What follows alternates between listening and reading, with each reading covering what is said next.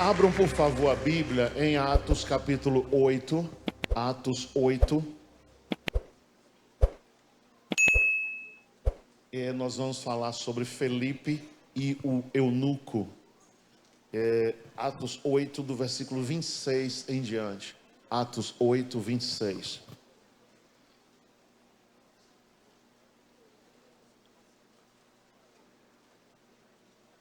Vocês possam sempre ver o que está acontecendo no telão, os avisos do telão. Às vezes alguém colocou um carro na porta de alguém, na garagem de alguém, às vezes foi uma desatenção. Aí você vê, se for o seu carro, sua placa, você corre lá para tirar o carro da garagem de alguém. Então sempre fique atento aí aos avisos. Em Atos 8, versículo 26. Felipe, um homem importante. Felipe estava aqui diante de um etíope, que foi lá da região da Etiópia, subiu e foi até Jerusalém para ouvir a palavra de Deus e saber o que estava acontecendo em Jerusalém, saber o que estava acontecendo em Israel. E lá indo, ele tem esse diálogo. Felipe era um homem já na presença de Deus. Felipe era um discípulo do Senhor, e ao encontrar este homem, ele leva este homem ao batismo. Foi assim, algo muito rápido. O encontro deles, ele assimilou a palavra, ele creu na palavra e se batizou. Então veja agora aqui no versículo 26. O anjo do Senhor falou a Felipe dizendo: levanta-te, vai para a banda do sul, ao caminho que desce de Jerusalém para Gaza, que está deserto. Levantou-se, olha Gaza, né? Hoje a gente ouve tanto falar nessa região Gaza, a guerra lá de Israel com o Hamas. Essa região já existia na época, tá vendo? Gaza, a faixa de Gaza, sempre foi uma região que teve problemas com Israel. Então está aqui na Bíblia falando de um lugar que está hoje na geografia. Você pega o avião e vai lá. Mas eu creio que ninguém aqui vai querer ir em Gaza, né? Vão querer? Se você quiser ir lá orar, resolver alguma coisa, eu lhe dou uma passagem. Mas vamos lá. Então aqui a banda sul, ao caminho que desce de Jerusalém para Gaza, que está deserto. Levantou-se e foi. E eis que um homem etíope, esse homem era eunuco, mordomo-mor de Candace, que era a rainha dos etíopes, o qual era superintendente de todos os seus tesouros, e tinha ido a Jerusalém para adoração. Você imagine que ele era uma pessoa muito importante, era um ministro da tesouraria, um ministro de economia da rainha de um país. Então era um cara muito importante. Ele regressava e, assentado no seu carro, o carro, claro, uma carruagem, ele lia o profeta Isaías. Ele já estava lendo a Bíblia. Observe. E disse o Espírito a Felipe, que era um servo de Deus: chega-te, ajunta-te a este carro. Correndo Felipe, ouviu que lia o profeta Isaías, e disse: entendes tu o que lês? E disse: como poderei entender se alguém me não ensinar? Rogou a Felipe que subisse com ele e se assentasse. E o lugar da escritura que ele lia era este. Olha o que estava escrito na Bíblia, no livro de Felipe: foi levado como uma ovelha para o matadouro, e como está mudo o cordeiro diante do que o tosquia, assim não abriu a sua boca. A Bíblia falava de Jesus Cristo, estava falando de Jesus. O trecho que ele lia lá em Isaías: na sua humilhação foi tirado o seu julgamento, a quem contará a sua geração, porque a sua vida é tirada da terra. E respondendo o eunuco a Filipe, disse: rogo-te, de quem diz isto o profeta? De si mesmo ou de algum outro? Então Filipe, abrindo a boca e começando nesta escritura, lhe anunciou a Jesus. E indo eles caminhando, chegaram ao pé de alguma água. E disse o eunuco: eis aqui água, que impede que eu seja batizado? E disse Felipe: é lícito se creis de todo o coração. Presta atenção, vocês que se batizaram hoje, e está aqui agora nesse culto. É lícito que creis de todo o coração. E respondendo ele, disse: creio que Jesus Cristo é o Filho de Deus, mandou parar o carro, desceram ambos à água, tanto Filipe como Eunuco, e o batizou. Israel é uma região desértica, que não tem como a gente aqui, apesar da gente estar aqui no Nordeste, mas tem os açudes, tem as represas, e que tem água, às vezes passa um ano seca, tal, vem uma chuva, enche e fica 3 anos com água. Então quase toda fazenda que você vai caminhando, você encontra água. Israel é diferente, não tem água em todos os lugares. Mas nesse lugar encontraram ali, talvez um açude, uma lagoa, uma espécie de algum lugar que tinha uma quantidade de água.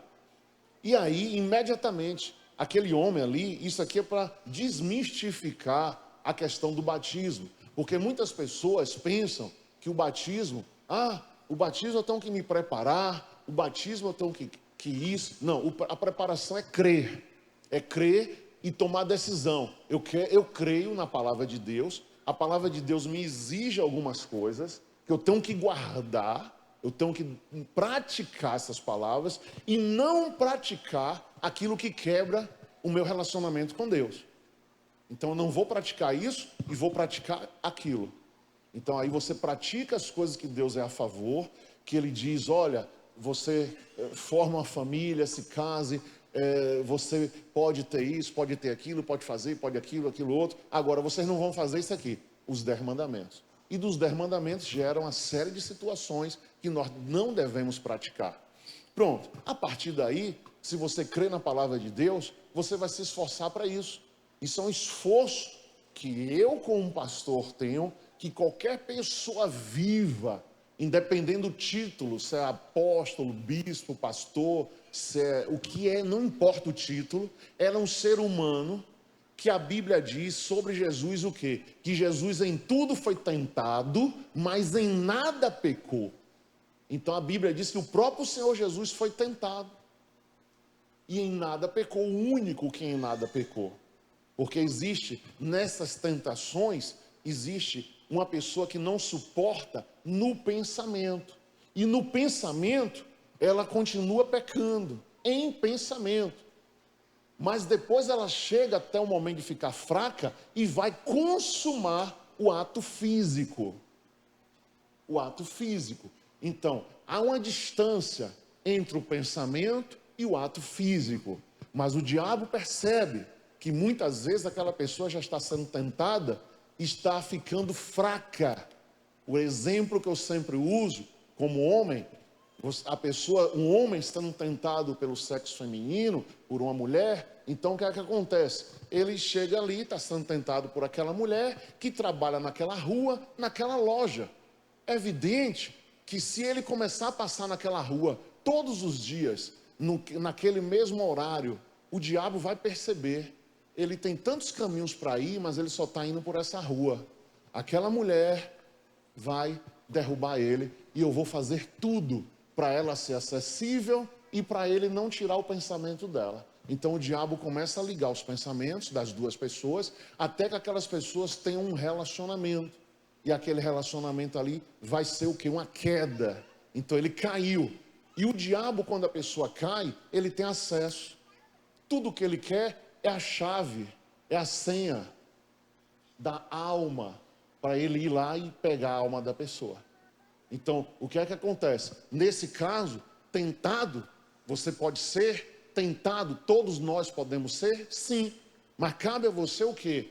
Abrir um jejum, abrir uma oração, vir para a igreja numa vigília e fazer coisas que são os remédios bíblicos de fortalecimento da tua alma. Você vai se fortalecer contra aquilo que você está sendo tentado. Existem as coisas na Bíblia, as situações na Bíblia, que vão fortalecer a tua alma. Não, Deus diz para eu não fazer isso, eu estou fortalecido agora com esse jejum e oração, e eu não vou fazer mais. Era uma loucura de pensamento, era uma loucura na minha cabeça, eu não vou mais. Então conhecer a Bíblia vai gerar isso. Se a pessoa não conhece a Bíblia, ela não sabe como se prepara. Ela não sabe o que fazer. Ela só está com desejo. Um desejo errado. E aquele desejo errado tem correção. Oração. Se abrir com alguém de confiança. Porque um pecado confessado gera o quê? Cura. Confessai seus pecados uns aos outros, para que haja cura. Tiago 5,16. Então, vai falar isso para quem?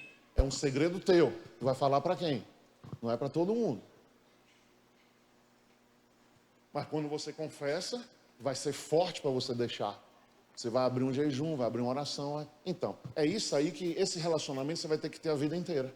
Mas a partir daí que você creu, como ele creu aqui, um homem importante, eis aqui a água, quem impede que eu seja batizado? No versículo 36. O que é o batismo? O batismo vai tirar das suas costas toneladas de pecado. Uma pessoa tem 30 anos, mentiu quantas vezes? Desde que nasceu. Uma pessoa tem 30 anos, teve relacionamento com quantas pessoas? Que não foi casamento. X pessoas, beleza. A pessoa usou quantos tipos de bebida? Usou quantos tipos de droga? Participou de quantas festas? Eu participei de Halloween, eu participei disso, daquilo, aquilo outro, tudo festas que não era para participar. Então essa pessoa com 30 anos, ela tem várias situações de um peso nas costas dela. Quando ela se batiza, esse peso sai. Ela não deve mais a Deus. Ela não deve mais ao Senhor. Zerou. Ela passa a ser filho de Deus. E a filho de Deus, o que é que vai acontecer? A partir de amanhã, se eu errar, meu Deus e meu Pai, em nome de Jesus, me perdoa o que eu fiz. É isso que acontece com o batismo. O batismo zera, é uma nova criatura que estava sem pai, tinha um Criador. Todo mundo tem Deus como Criador. Todo mundo diz, eu creio em Deus. Você vai falar da Bíblia de Jesus, eu creio em Deus, eu tenho um Deus. Deus tem mais de 5.000 religiões na Terra. Mas aí a pessoa diz, agora eu sou filho de Deus, eu não sou criatura, eu sou filho. E como filho, se ele como criatura, Deus livrou ele, quantos acidentes eu tive? Quantas situações de morte eu tive e que eu não quis, se eu visse uma Bíblia, eu ia rasgar, queimar. Um animal irracional, antes de me converter. E Deus teve misericórdia de mim, antes de receber Ele como Senhor. Deu para você compreender? Então Deus já me amava, Deus já me poupava, Deus já me guardou de várias situações que eu passei, que eu não morri. Mas a partir do momento que eu me batizei, ali em dezembro de 93, eu me batizei, pronto.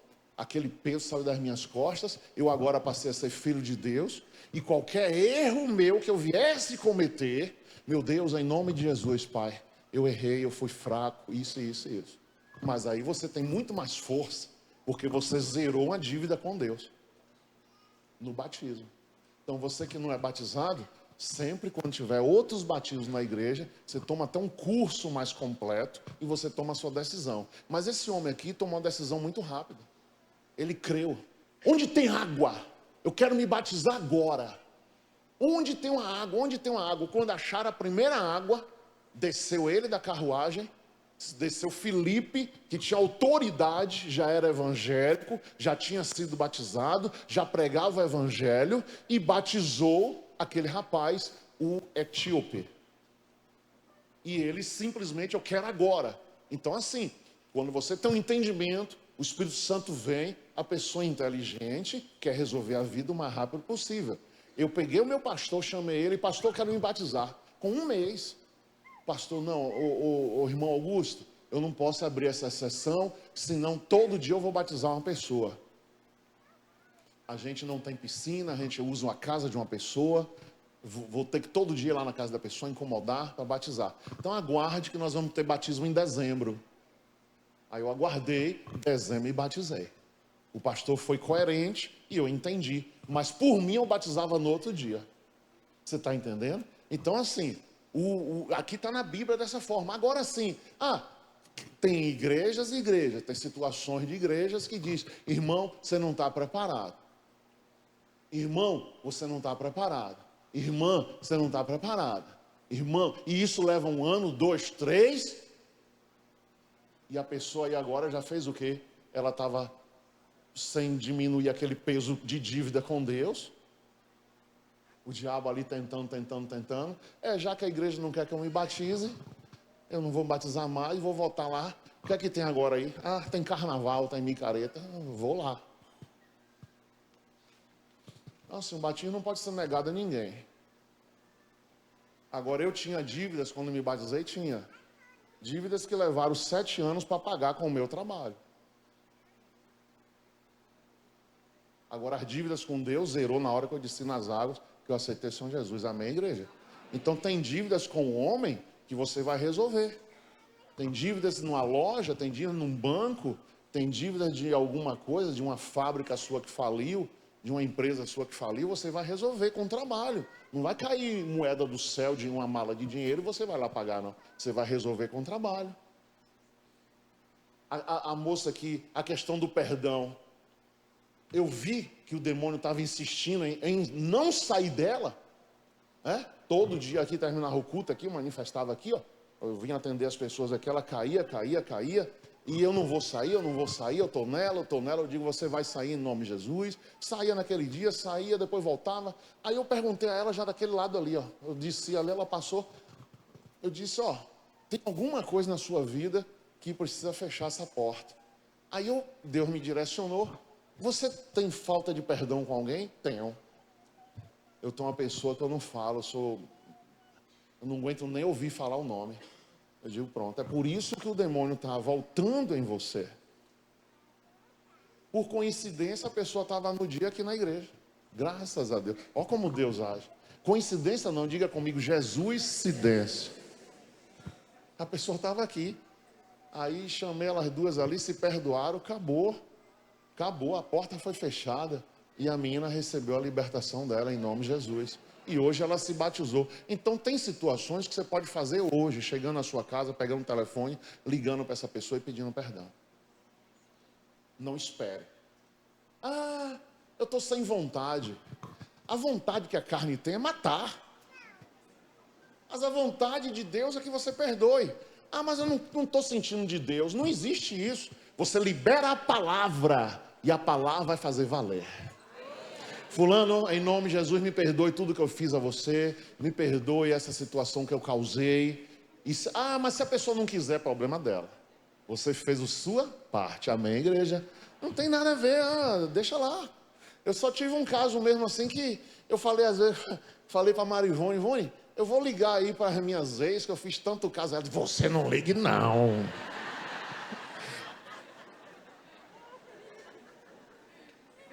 Aí eu estava novo convertido, não liguei mesmo. Obedeci a minha esposa que tinha nascido no evangelho, né?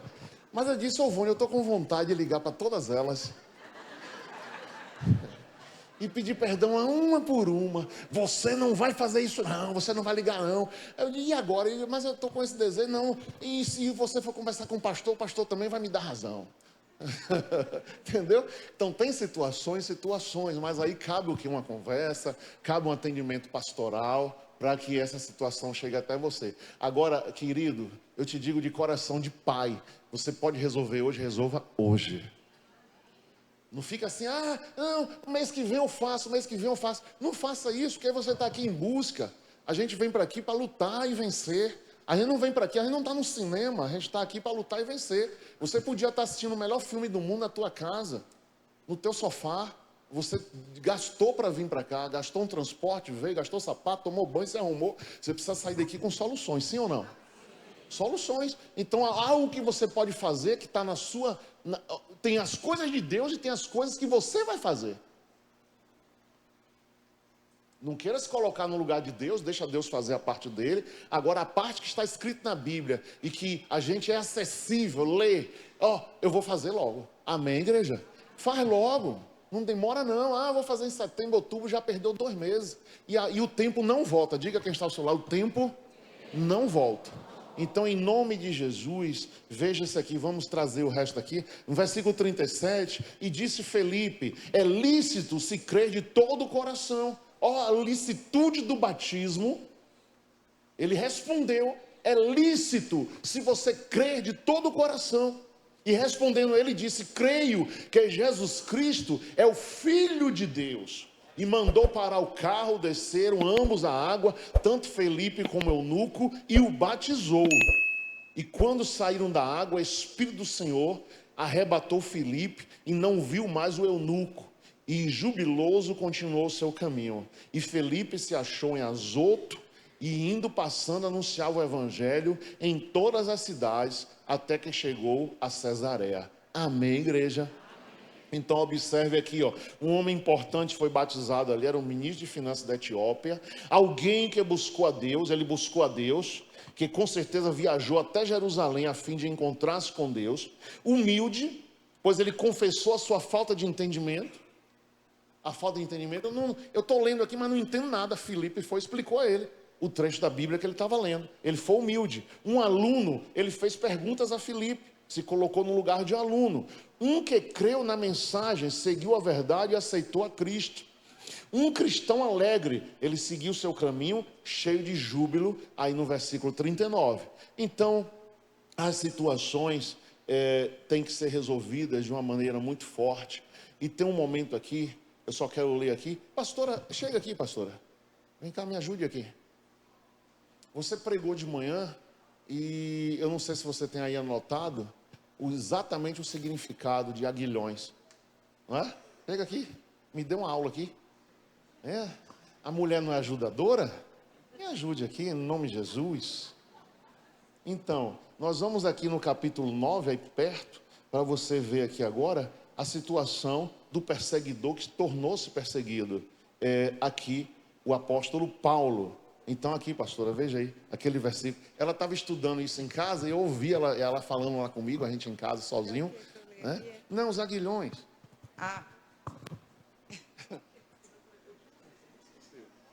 Oi, gente, sim, é assim, quem sabe faz ao vivo, né? Não, a gente estava falando pela manhã sobre sobre Saulo, que era um perseguidor de Jesus, e num determinado momento, o Senhor se revelou para ele no caminho, numa estrada, e ele estava indo, mais uma vez, perseguir cristãos, com autorização para prender cristãos. É como você sair daqui agora e uma viatura te pegar ali na esquina, te prender, te levar para um presídio. Era isso que acontecia com os seguidores de Jesus Cristo, através de Saulo, que era um soldado romano importante, e ele tinha autorização legal, documento para isso.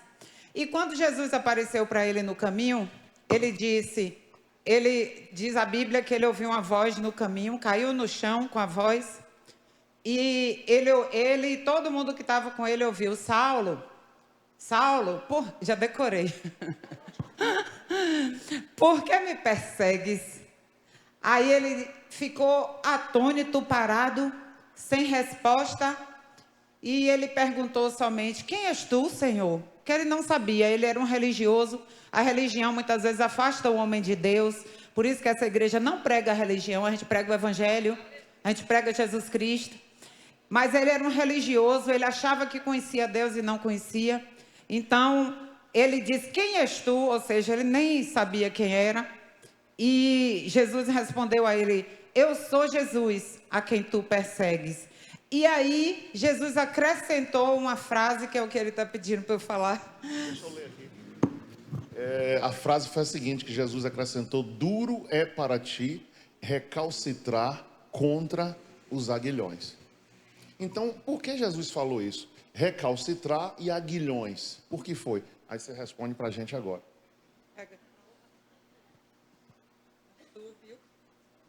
Quem sabe faz ao vivo. Qualquer dia desse eu vou chamar os pastores aqui a sentar. Não esqueceu, não? Mulher não esquece nada. Recalcitrar. Aí eu fui estudar e vi que no latim significa dar coice.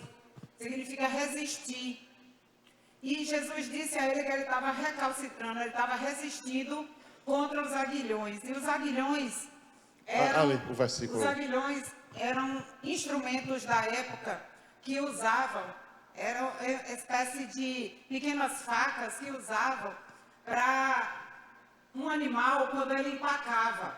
Se ele estava andando, ele parasse no lugar, aí era usado aguilhões para fazer ele andar, para fazer ele sair do lugar. Então, quando Jesus disse a Saulo que era duro para ele recalcitrar contra os aguilhões, estava dizendo: tu está resistindo em sair do lugar.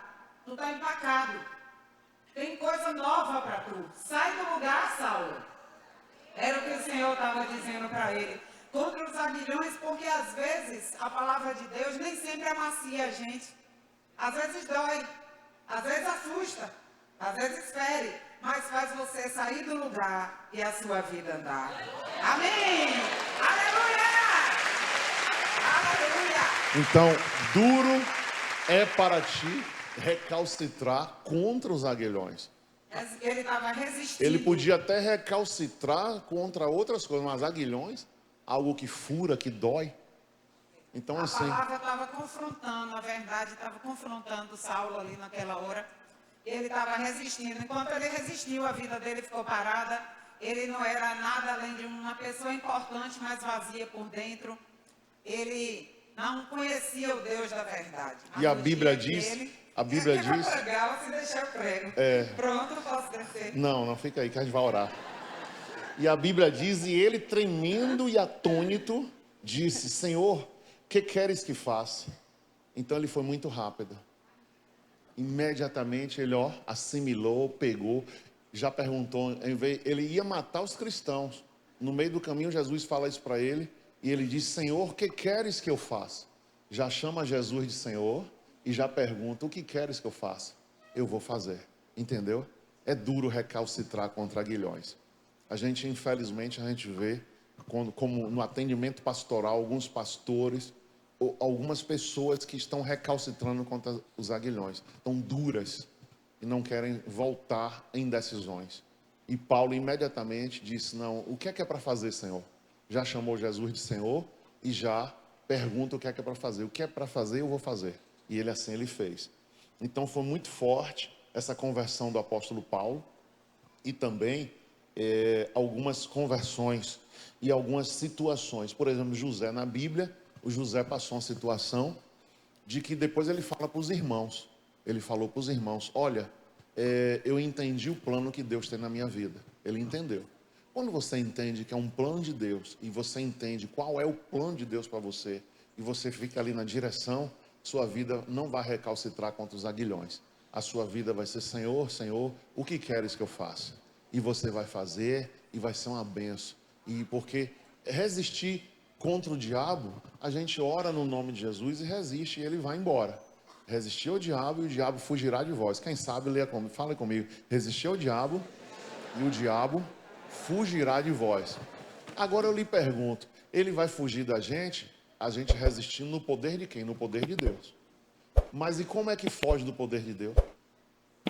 Como é que some de Deus? Eu vou sumir de Deus? Não tem como. Deus vai te encontrar.